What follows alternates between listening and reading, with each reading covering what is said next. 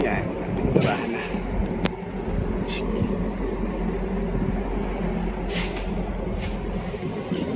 Yan, kakapitan na naman yan. Ito yung galing dito. Tinanggalan natin. Yung tinanggalan. Yan yung galing dyan. Ito. Yan yung galing dyan. Palitan dahil medyo lupog na.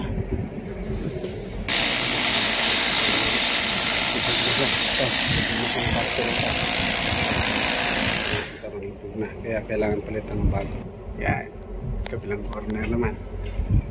Sim-sim. Yan, ayos na. Palit ng replacement ng rubber. Ipapakita ko sa inyo yung bago mamaya.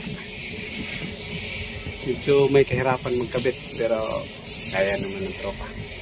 Yan. Pagtutulungan. Ito yung old. Ito yung bago. Ipapalit. Yan.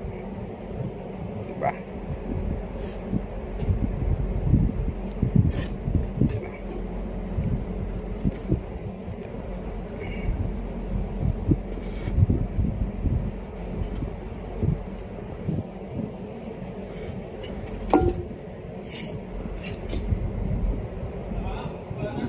Ito yung ano sa kabilang side to, sa port side to.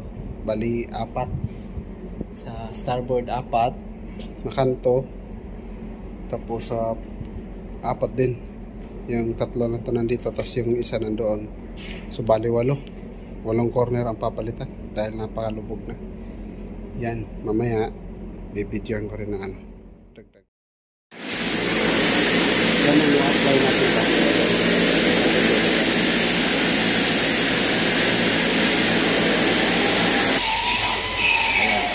Hira na.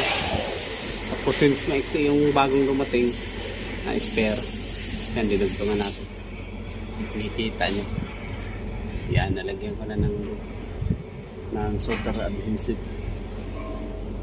Yan o. Ito yun. Yan.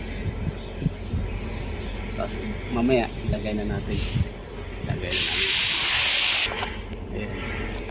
Nakaporma na. Yan o. Napakahirap pasok yan. Ayan. Forma na. Wala tayong gamit pang press dyan. Yan ang mamaya bibidyoan natin pag na-plastada na yan. Diba? So, may kahirapan. Ayan na. Naka-plastada na. Napakahirap.